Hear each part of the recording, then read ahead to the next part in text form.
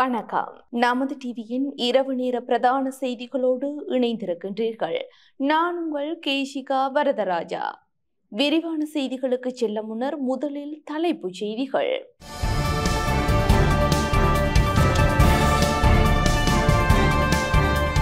யாழ் திரும்பிய 74 வயது அகதியின் கைது. திருமாவளவன் எம்பியின் அவசர கோரிக்கை. யாழில் ஆரம்பமாகியுள்ள புதிய விமான சேவை. பொதுமக்களின் பணம் பாதுகாக்கப்படும், ஜனாதிபதி உறுதி. எஸ்ஜேபியின் முக்கிய அரசியல்வாதி கைது. கொலராடோ பகுதியில் உள்ள வணிக வளாகத்திற்குள் தீ வைப்பு, பலர் காயம். தொடர்வன உள்நாட்டு செய்திகள்.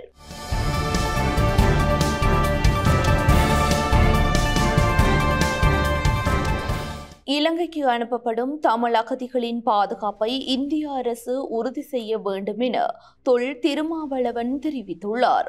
இலங்கைக்கு அனுப்பப்படும் தமிழ் அகதிகள் பாதுகாப்பாக அவர்களது இல்லத்திற்கு போய்ச் சேர உரிய நடவடிக்கைகளை இந்திய அரசும் தமிழக அரசும் மேற்கொள்ள வேண்டும் என விடுதலை சிறுத்தைகள் கட்சித் தலைவர் தொல் திருமாவளவன் தெரிவித்துள்ளார். இந்திய அகதி முகாமில் பல தசாப்தங்களாக தஞ்சமடைந்திருந்து இலங்கைக்கு திரும்பிய 74 வயது முதியவரை குற்றப்புலனாய்வு திணைக்கள அதிகாரிகள் கைது செய்துள்ளனர். குறித்த கைது நடவடிக்கை தொடர்பில் ஊடகவியலாளர்களுக்கு கருத்து தெரிவித்த போதே திருமாவளவன் இவ்வாறு குறிப்பிட்டுள்ளார்.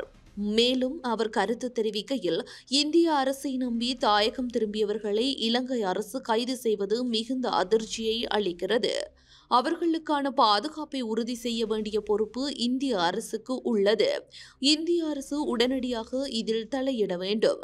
தமிழகத்திலிருந்து அல்லது இந்தியாவின் எந்த மாநிலத்திலிருந்தும் இலங்கைக்கு அனுப்பப்படும் தமிழ் அகதிகளை பாதுகாப்பாக அவர்களது இல்லத்திற்கு போய்ச் சேர உரிய நடவடிக்கைகளை இந்திய அரசும் தமிழக அரசும் மேற்கொள்ள வேண்டும் என திருமாவளவன் தெரிவித்துள்ளார். டேவிட் பிரீஸ் ஏவியேஷன் நிறுவனத்தின் பரீட்சாட்ட விமானம் யாழ்ப்பாணம் சர்வதேச விமான நிலையத்தை இன்று வந்தடைந்தது. டேவிட் பிரீஸ் ஏவியேஷன் நிறுவனத்தின் பரீட்சாட்ட விமானம் ரத்மலானி விமான நிலையத்திலிருந்து யாழ்ப்பாணம் சர்வதேச விமான நிலையத்தை இன்று வந்தடைந்தது. டேவிட் பிரீஸ் ஏவியேஷன் கொழும்பிலிருந்து யாழ்ப்பாணம் வரையான மக்கள் போக்குவரத்திற்கான பயணங்களை ஆரம்பிக்கின்றது. அரசாங்கத்தின் எதிர்கால திட்டங்களுக்கு அமைவாக உள்ளூர் விமான சேவையினை விருத்தி செய்யும் நோக்கில் டேவிட் பிரீஸ் ஏவியேஷன் நிறுவனமானது இலங்கை சிவில் விமான போக்குவரத்து அதிகார சபையின் மேற்பார்வையின் கீழ் கொழும்பிலிருந்து யாழ்ப்பாணத்திற்கு விமான சேவையினை ஆரம்பிப்பதற்கு திட்டமிட்டுள்ளது. இதற்காக இலங்கை சிவில் விமான போக்குவரத்து அதிகார சபையின் பரிசோதிப்பவர்களின் மேற்பார்வையின் கீழ் விசேட கண்காணிப்பு விமான பயணத்தினை இன்றைய தினம் ரத்மலானை விமான நிலையத்திலிருந்து யாழ்ப்பாணம் சர்வதேச விமான நிலையம் வரை மேற்கொண்டுள்ளது. குறித்த விமானமானது இன்று பிற்பகல் 1:05 மணியளவில் யாழ்ப்பாணம் பலாலி சர்வதேச விமான நிலையத்தை வந்தடைந்தது.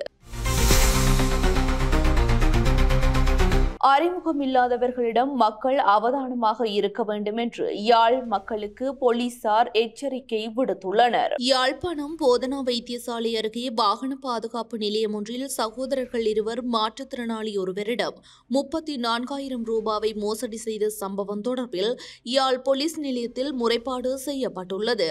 பழையை சேர்ந்த பாதிக்கப்பட்ட நபர் யாழ்ப்பாணம் நகர பகுதியில் தனது வேலை நிமித்தம் வந்துள்ளார். பஸ்ஸில் பயணிப்பதற்காக தனது சைக்கிளை குறித்த வாகன பாதுகாப்பு நிலையத்தில் நிறுத்திவிட்டு அங்கிருந்து செல்ல முற்பட்டவரிடம் அங்கு வந்த ஒருவர் அவரை தனக்கு தெரியும் என கூறி கைபேசி இலக்கத்தை தருமாறு கேட்டுள்ளார். எனினும் இருட்டில் நின்ற நபரிடம் தான் கைபேசி பாவிப்பதில்லை அவர் கூறிய நிலையில் உடனே எதிரில் நின்றவர் அவரின் முகத்தில் குத்திவிட்டு பணப்பையை பறித்துக் கொண்டு தப்பி சென்றுள்ளார். இதையடுத்து பாதிக்கப்பட்டவர் வாகன பாதுகாப்பு நிலையத்தில் பணியில் இருந்தவரிடம் சம்பவத்தை கூறியுள்ளார். இந்நிலையில் பணியில் இருந்த நபர் அவ்வாறு செய்தவர் தனது தம்பிதான் என நாளை வாருங்கள் உங்கள் பணப்பையை மீட்டு தருகிறேன் எனவும் கூறியுள்ளார். அத்துடன் பஸ்ஸில் செல்வதற்கு செலவாக 500 ரூபாய் பணத்தையும் கொடுத்துள்ளார். இரவு நேரம் என்பதால் பாதிக்கப்பட்டவரும் வேறு வழியின்றி அந்த பணத்தை பெற்றுக்கொண்டு சென்றுள்ளார். மறுநாள் காலை குறித்த வாகன பாதுகாப்பு நிலையத்திற்கு சென்ற பாதிக்கப்பட்ட நபரிடம் தனது தம்பியிடம் வாங்கினார் என கூறி அவரின் பணப்பையை வாகன பாதுகாப்பு பணியில் இருந்தவர் கொடுத்துள்ளார். பணப்பையை வாங்கிய பாதிக்கப்பட்ட நபர் அந்த இடத்திலேயே சோதனையிட்டுள்ளார். அத்தோடு பணப்பையில் இருந்த 8000 ரூபாய் பணம் காணாமல் போயிருந்ததுடன் வங்கி அட்டை மூலம் 26,000 ரூபாய் எடுக்கப்பட்டமையும் தெரிய வந்துள்ளது. இது தொடர்பில் பணப்பையை வழங்கியவரிடம் பாதிக்கப்பட்டவர் கேட்டபோது அவருக்கு 1000 ரூபாய் பணத்தை கொடுத்து எனது தம்பியை பிடிக்க முடியாது, நீ இதை கொண்டு போ என கூறியுள்ளார். இதையடுத்து பாதிக்கப்பட்டவர் யாழ்ப்பாணம் போலீஸ் நிலையத்தில் முறைப்பாடு செய்துள்ளார். குறித்த வாகன பாதுகாப்பு நிலையத்தில் பணியாற்றிய நபர் திட்டமிட்டு இவ்வாறான வழிப்பறிப்பு கொள்கைகளில் ஈடுபட்டமை தெரிய வந்துள்ளது. இதுபோன்ற சம்பவங்கள் அடிக்கடி நடக்கின்றதாக தெரிவித்த போலீசார் அறிமுகமில்லாதவர்களிடம் மக்கள் அவதானமாக இருக்க வேண்டும் என வலியுறுத்தியுள்ளனர். பொதுமக்களின் பணம் பாதுகாக்கப்படும் என ஜனாதிபதி அனுரகுமார திசாநாயக்க உறுதியளித்துள்ளார். மக்களின் ஒவ்வொரு ரூபாவையும் பாதுகாப்பதற்காக ஜனாதிபதியின் செலவீனங்களை கூட இன்றளவு குறைத்து வருவதாக ஜனாதிபதி அனுரகுமார திசாநாயக்க கூறியுள்ளார். தேசிய வரிவாரத்தை முன்னிட்டு ஜனாதிபதி செயலகத்தில் இடம்பெற்ற ஆரம்ப நிகழ்வில் கலந்து கொண்டு உரையாற்றும் போதே அவர் இதனை தெரிவித்துள்ளார். இந்த விடயம் தொடர்பில் மேலும் அவர் கருத்து தெரிவிக்கையில், வரி செலுத்தும் அனைவரினதும் ஒவ்வொரு ரூபாயும் பாதுகாக்கப்படுவதை உறுதி செய்யப்படும். பொதுமக்களின் பணம் வீணடிக்கப்படுவதை தடுப்பதற்கான முதல் முன்மாதிரி இது. மக்களுக்கு வினைத்திறனான பொது சேவைகளை வழங்க டிஜிட்டல் மயமாக்கல் அறிமுகப்படுத்தப்படும். அரசு இயந்திரத்திற்குள் காணப்படும் கருப்பு பொறிமுறையை உடைத்து அனைவரும் சட்டத்திற்கு கீழ்ப்படியும் வகையில் ஒரு செயல்முறை உருவாக்கப்படும் என கூறியுள்ளார். வரிசக்தி என்ற பெயரில் வரிவாரத்தை செயற்படுத்த அரசாங்கம் முடிவு செய்துள்ளதுடன் இன்று முதல் எதிர்வரும் 7ஆம் திகதி வரையான வாரத்தில் வரி செலுத்துதல் குறித்து பொதுமக்களுக்கு விழிப்புணர்வு ஏற்படுத்த எதிர்பார்க்கப்படுவதாக உள்நாட்டு இறைவரி திணைக்களம் தெரிவித்துள்ளது. இதேவேளை 2024-2025 நிதியாண்டிற்கான உள்நாட்டு இறைவரி திணைக்களத்திற்கு தொடர்புடைய வரி செலுத்தும் அறிக்கைகளை சமர்ப்பிப்பது உள்நாட்டு இறைவரி திணைக்களத்தின் இணையதளமூடாக பிரத்யேகமாக செய்யப்படும். மேலும் இந்த இணையதளம் இன்று காலை பொதுமக்களுக்காக அங்குரார்ப்பணம் செய்து வைக்கப்பட்டது. அதன்படி ஜனாதிபதியின் பங்கேற்புடன் முதலாவது வரி அறிக்கை உள்நாட்டு இறைவரி திணைக்களத்தினால் இணையதளத்தில் சமர்ப்பிக்கப்பட்டுள்ளது. மேலும் இந்த இணையதளம் இன்று காலை பொதுமக்களுக்காக அங்குரார்ப்பணம் செய்து வைக்கப்பட்டது. அதன்படி ஜனாதிபதியின் பங்கேற்புடன் முதலாவது வரி அறிக்கை உள்நாட்டு இறைவரி திணைக்களத்தின் இணையத்தில் சமர்ப்பிக்கப்பட்டது. துறைமுகங்கள் மற்றும் விமான நிலையங்களில் PCR பரிசோதனைகள் மேற்கொள்ள வேண்டும் என பொது சுகாதார பரிசோதகர்கள் சங்கம் வலியுறுத்தியுள்ளது. இந்தியா, தாய்லாந்து உள்ளிட்ட நாடுகளில் பரவி வரும் கொரோனா வைரஸ் தொற்றின் பரவலை கருத்தில் கொண்டு துறைமுகங்கள் மற்றும் விமான நிலையங்களில் தொற்றாளர்களை அடையாளம் காணும் நடவடிக்கைகள் முன்னெடுக்கப்பட வேண்டும் என இலங்கை பொது சுகாதார பரிசோதகர்கள் சங்கம் தெரிவித்துள்ளது. சிலாபத்தில் இன்று இடம்பெற்ற நிகழ்வொன்றில் உரையாற்றிய சங்கத்தின் தலைவர் உபில் ரோஹனோ இதனை தெரிவித்துள்ளார். இவ்வாறான இடங்களில் பரிசோதனைகள் முன்னெடுக்கப்படாவிட்டால் இலங்கையில் கொரோனா பரவலின் வேகம் அதிகரிக்கும் அபாயம் உள்ளதாக அவர் குறிப்பிட்டுள்ளார். தற்போது வைத்தியசாலையில் காய்ச்சல் காரணமாக அனுமதிக்கப்படுபவர்களிடமே பரிசோதனைகள் முன்னெடுக்கப்பட்டு வருகின்றன. ஆனால் துறைமுகங்கள் மற்றும் விமான நிலையங்கள் போன்ற இடங்களில் PCR பரிசோதனைகள் முன்னெடுக்கப்பட வேண்டும் என அவர் வலியுறுத்தியுள்ளார். நிதியமைச்சின் செயலாளர் மஹிந்த ஸ்ரீவர்த்தன பதவியிலிருந்து ஓய்வு பெற உள்ளதாக தெரிவிக்கப்பட்டுள்ளது. நிதியமைச்சின் செயலாளர் மஹிந்த ஸ்ரீவர்த்தன இந்த ஜூன் மாத இறுதியில் நிதியமைச்சின் செயலாளர் பதவியிலிருந்து ஓய்வு பெற உள்ளதாக தெரிவிக்கப்படுகிறது. நிதியமைச்சின் செயலாளர் பதவியில் இருந்து ஓய்வு பெற்ற பிறகு மஹிந்த ஸ்ரீவர்த்தன ஆசிய அபிவிருத்தி வங்கியின் மாற்று நிர்வாக இயக்குநராக பொறுப்பேற்பார் என ஜனாதிபதி அனுரகுமார திசாநாயக்க தெரிவித்துள்ளார். இந்த விடயம் தொடர்பில் மேலும் அவர் தெரிவிக்கையில், சமீபத்திய வரலாற்றிலும் உலக வரலாற்றிலும் மிக குறைந்த வரி விதிக்கும் நாடாக நாம் மாறிவிட்டோம்.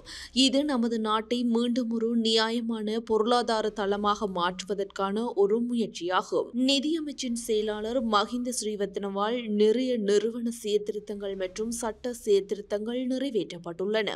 இந்த மாத இறுதியில் அவர் நமது நிதியமைச்சின் செயலாளர் பதவியிலிருந்து ஓய்வு பெறுவார் என நினைக்கிறேன். அவர் ஆசிய அபிவிருத்தி வங்கியைச் சேர்ந்தவர். இந்த மாத இறுதியில் அவர் ஆசிய அபிவிருத்தி வங்கியின் மாற்று நிர்வாக இயக்குநராக பொறுப்பேற்க உள்ளார். இலங்கை உட்பட 7 நாடுகளை மாற்று நிர்வாக இயக்குநராக பிரதிநிதித்துவப்படுத்துவார் என கூறியுள்ளார். தலவாக்கலை லிந்துல நகரசபையின் முன்னாள் தலைவர் அசோக சேவால கைது செய்யப்பட்டுள்ளார். தலவாக்கலை லிந்துல நகரசபையின் முன்னாள் தலைவர் அசோக சேவால லஞ்ச ஊழல் விசாரணை ஆணைக்குழுவால் கைது செய்யப்பட்டுள்ளார். குறித்த நகரசபைக்கு சொந்தமான 12ஆம் இலக்க இறைச்சி கடையை குத்தகைக்கு வழங்கும் ஏலத்தின் போது அரசாங்கத்திற்கு இழப்பு ஏற்படுத்தியமை தொடர்பிலே அவர் கைது செய்யப்பட்டுள்ளதாக தெரிவிக்கப்படுகிறது. ஏலச் சட்டத்தின் போது அதிக விலைக்கு ஏலம் கேட்டவருக்கு பதிலாக குறைந்த விலைக்கு ஏலம் கேட்டவருக்கு சம்பந்தப்பட்ட இறைச்சி கடையை வழங்கியதன் மூலம் அரசாங்கத்துக்கு 2.38 மில்லியன் ரூபாய் இழப்பை ஏற்படுத்திய குற்றச்சாட்டுக்கு அமைவாக முன்னாள் நகரசபை தலைவர் இன்று லஞ்ச ஊழல் விசாரணை ஆணைக்குழுவால் கைது செய்யப்பட்டுள்ளார். துசித கல்லொழுவிற்கு விளக்கமறியல் நீடிக்கப்பட்டுள்ளது. தேசிய லொத்தர் சபையின் முன்னாள் பணிப்பாளர் துசித கல்லொழுவை எதிர்வரும் 4ஆம் திகதி வரை விளக்கமறியலில் வைக்குமாறு நீதிமன்றம் உத்தரவு பிறப்பித்துள்ளது. தேசிய லொத்தர் சபைக்கு சொந்தமான அரசு சொத்துக்களை முறைகேடாக பயன்படுத்தியதாக அவருக்கு எதிராக குற்றம் சுமத்தப்பட்டுள்ளது. இது தொடர்பான வழக்கு இன்று கோட்டை நீதவான் நீதிமன்றில் விசாரணைக்கு வந்தபோதே இந்த உத்தரவு பிறப்பிக்கப்பட்டுள்ளது. ரவி கருணாநாயக்க தாக்கல் செய்த மேல்முறையீட்டு மனுவை உயர்நீதிமன்றம் நிராகரித்துள்ளது. முன்னாள் நிதியமைச்சர் ரவி கருணாநாயக்க தாக்கல் செய்த மேல்முறையீட்டு மனுவை உயர்நீதிமன்றம் நிராகரித்துள்ளது. அவருக்கு இடைக்கால உத்தரவை எதிர்த்து மேல்முறையீடு செய்யும் உரிமை இல்லை என நீதிமன்றம் தெரிவித்துள்ளது. தீர்ப்பில் மேல்முறையீடு செய்வது இயல்பான உரிமை அல்ல, சட்டத்தால் தெளிவாக அனுமதி தரப்பட்டிருக்க வேண்டும் என நீதிமன்றம் தெரிவித்துள்ளது. ரவி கருணாநாயக்க மற்றும் தொழிலதிபர் அர்ஜுன் அலோசியஸ் ஆகியோர் 2016ஆம் ஆண்டு பிப்ரவரி முதல் செப்டம்பர் வரை 1.1 கோடி ரூபாவை வாடகை மற்றும் அவர்களுடைய நன்மைகளுக்காக பயன்படுத்தினார்கள் என்பதற்கிணங்க லஞ்ச ஊழல் விசாரணை ஆணைக்குழுவால் வழக்கு தொடுக்கப்பட்டிருந்தது. அமைச்சர்களின் மீது ஊழல் தடுப்பு சட்டத்தின் வழக்கு தொடர முடியாது எனவும் அரசியல் உள்ள பரஸ்பர முரண்பாடான வரையறைகள் காரணமாக வழக்கை தள்ளுபடி செய்ய வேண்டும் எனவும் ரவி கருணாநாயக்க மற்றும் தொழிலதிபர் அர்ஜுன் அலோசியஸ் வாதிட்டனர். இந்த வாதத்தை உயர்நீதிமன்றம் நிராகரித்தது. அதனை எதிர்த்து ரவி கருணாநாயக்க மேல்முறையீடு செய்திருந்தார். ஆனால் குற்றவியல் வழக்குகளில் குற்றவாளி என தீர்ப்பளிக்கப்படும் வரை மட்டுமே மேல்முறையீடு செய்ய முடியும் எனவும் இடைக்கால உத்தரவுகளை எதிர்த்து மேல்முறையீடு செய்ய இயலாதெனவும் உயர்நீதிமன்றம் தீர்ப்பளித்துள்ளது. மேலும் முந்தைய மேல்முறையீட்டில் ஊழல் விசாரணை ஆணைக்குழுவின் பணிப்பாளரை பதவியாளராக இணைக்காதது சட்டப்படி தவறானதாகும் எனவும் நீதிமன்றம் கூறியது. இதனால் மேல்முறையீடு நிராகரிக்கப்பட்டது. அத்துடன் ரவி கருணாநாயக்க 1 லட்சம் ரூபாய் இழப்பீடு செலுத்துமாறு உத்தரவிடப்பட்டுள்ளது.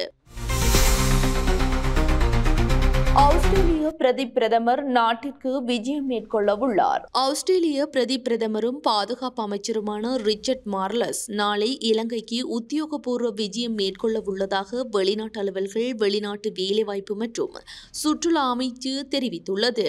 ஆஸ்திரேலிய பிரதமரின் இந்த விஜயத்தின் போது ஜனாதிபதி அனுரகுமார திசாநாயக்க மற்றும் வெளிநாட்டு அலுவல்கள், வெளிநாட்டு வேலைவாய்ப்பு மற்றும் சுற்றுலா அமைச்சர் விஜித ஹீரத் ஆகியோரை சந்திக்க உள்ளார். மேலும் ஆஸ்திரேலிய பிரதமரை வரவேற்பதற்காக ஆஸ்திரேலியா கவுஸில் இடம்பெறவுள்ள மதிய விருந்தில் பிரதமர் ஹரணி அமரசூரிய பிரதம விருந்தினராக கலந்து கொள்ள உள்ளார்.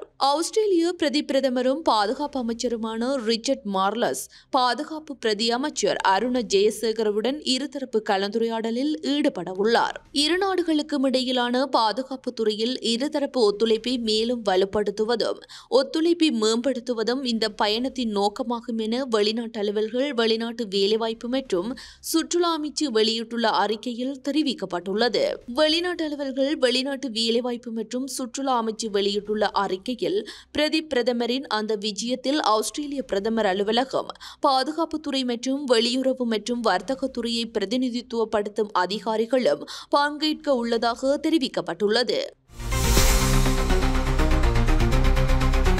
வடக்கு உள்ளிட்ட பகுதிகளில் இன்றும் கடும் காற்று வீசக்கூடும் என வளிமண்டலவியல் திணைக்களம் எதிர்வு கூறியுள்ளது. நாட்டின் பெரும்பாலான பகுதிகளில் இன்று கடும் காற்று வீசக்கூடும் என வளிமண்டலவியல் திணைக்களம் எதிர்வு கூறியுள்ளது.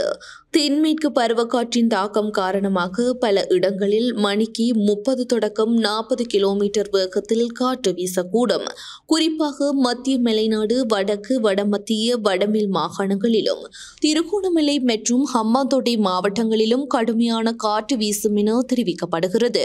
பாதிக்கப்படக்கூடிய இடங்களில் வசிக்கும் மக்கள் கடும் காற்று தொடர்பாக மிகவும் அவதானமாக இருக்குமாறு அறிவுறுத்தப்பட்டுள்ளனர்.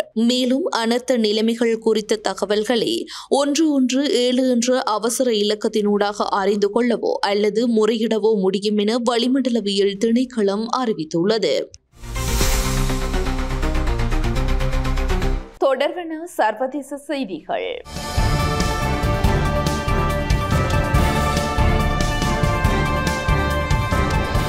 அமெரிக்கா கொலராடோ பகுதியில் உள்ள வணிக வளாகத்தில் நபரொருவர் தீ வைத்ததில் பல பேர் காயமடைந்துள்ளனர். அமெரிக்கா கொலராடோ பகுதியில் உள்ள வணிக வளாகத்தில் நபரொருவர் தீ வைத்ததில் பலர் காயமடைந்துள்ளனர்.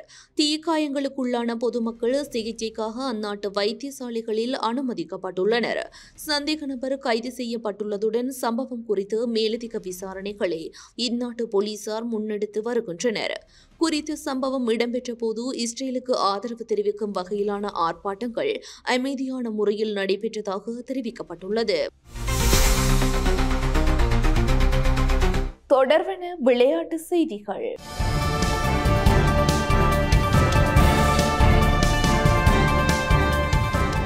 ஆஸ்திரேலியா கிரிக்கெட் அணியின் சகலத்துறை வீரர் எக்லென் மேக்ஸ்வெல் சர்வதேச ஒருநாள் போட்டியிலிருந்து ஓய்வு பெறுவதாக அறிவித்துள்ளார். ஆஸ்திரேலியா கிரிக்கெட் அணியின் சகலத்துறை வீரர் எக்லென் மேக்ஸ்வெல் 50 ஓவர் கொண்ட சர்வதேச ஒருநாள் போட்டிகளில் இருந்து உடனடியாக ஓய்வு பெறுவதாக அறிவித்துள்ளார். இருப்பினும் அவர் 20-20 போட்டிகளில் தொடர்ந்து விளையாடுவதாக தெரிவித்துள்ளார்.